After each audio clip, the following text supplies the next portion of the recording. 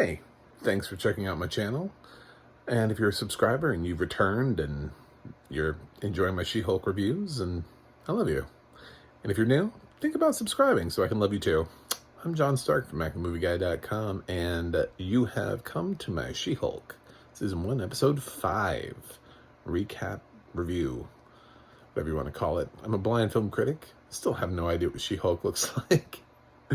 Or how good those special effects are. But, yeah. So, I do know that this series is entertaining me. So, we'll talk about that. Unfortunately, I have to say, and I did put a spoiler warning on this, our favorite socialite from the last episode has not returned.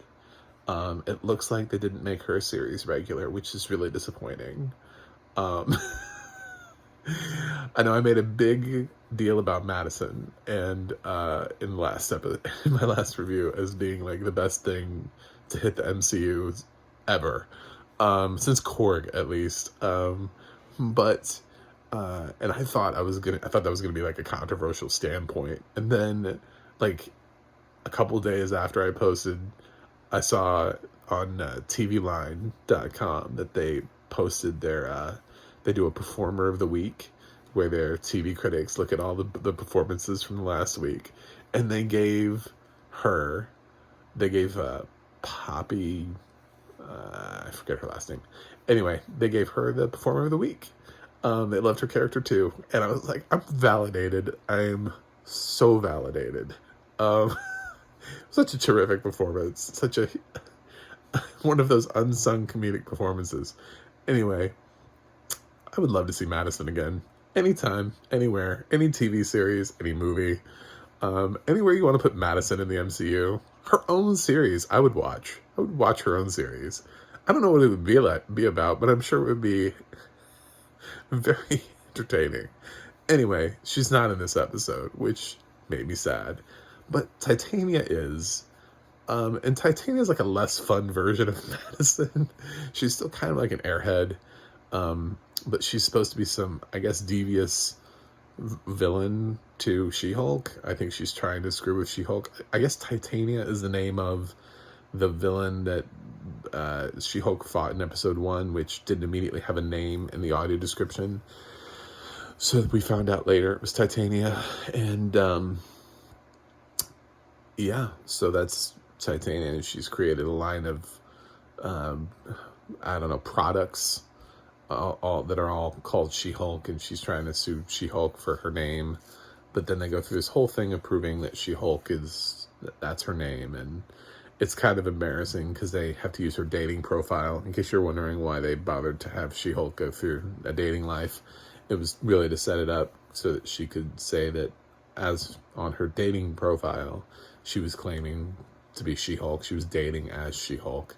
So this whole thing about whether or not she accepted, she stood in front of cameras so many times and was like, I'm not She-Hulk. That's the dumb name. I didn't come up with that. Somebody else did.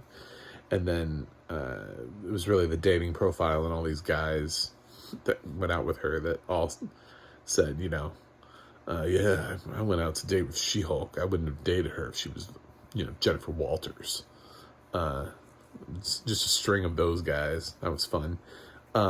The B subplot, I guess, in this had to do with getting her like a costume that actually like fits Jennifer Walters, but then also stretches when she's She-Hulk. So I guess we'll see that reveal, because at the end of this episode, we got our little teaser drop about something that many people who have paid attention to the interwebs have seen, that Daredevil is in this series. So we're gonna see Charlie Cox return as Matt Murdock at some point, and we see his mask in this at the very end. It's like the closing shot of the episode in this room while She-Hulk is trying on her new costume. So in episode 6, I expect to see She-Hulk in her costume that fits both her as Jennifer Walters and as She-Hulk, and Daredevil is coming down the pike. So I'm excited. I don't know if this is my favorite episode, but I respected what it did and what it told, and I just don't know if it furthered the plot. I think it kind of stuck us here in the middle, like we're switching gears, coming out of something and going into something else. Like, what happened to the people who were trying to get her blood? Where did those people go? It's been a couple episodes. So this episode was like, is Titania a villain, or is she just annoying? Like, I had some questions that I didn't need to have for an episode from a series I would like to give an A grade to. So that's it. That's really all it was. It was just a couple things kept it from being my favorite episode. So audio description is still great. I still think Tatiana Maslany has totally proven me wrong, although in order for me to say that, I would have to say that I believe that Stephanie Beatriz would not have done a good job in the role, but I also think she would have done a good job in the role. I just think you could have cast either one of those people and been fine. Also, Alison Brie was in the running for this, and now that I'm seeing what they're doing, I could see that too. Tonally, I think any one of those actresses could have put their stamp on this role. So, but I originally did not want Tatiana. I wanted Stephanie, or I guess maybe Alison Brie, because they're more associated with comedy. But Tatiana has really proven herself to be fantastic. So good for her. Anyway, I like the show, and I hope you do too. No, I'm not going to give this show a perfect grade. This episode can't give every single episode of every single show a perfect grade. There'd be no point to that. But I do really like She-Hulk, and it is one of my more favorite Marvel shows.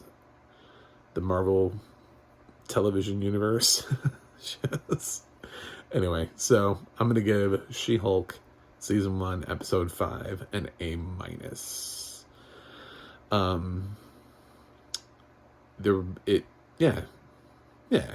That feels right. It feels good.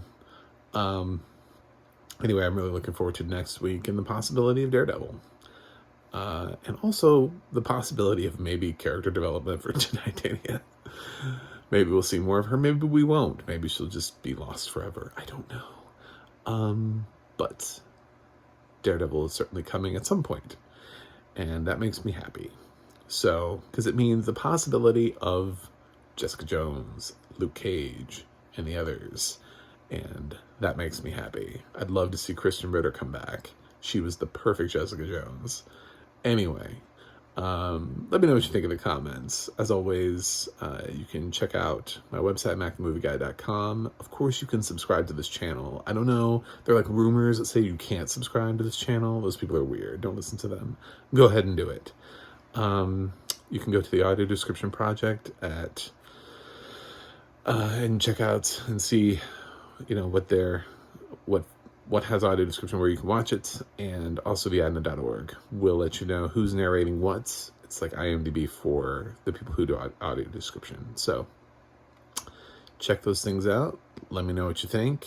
I gotta go review something else, and I will see you on the other side.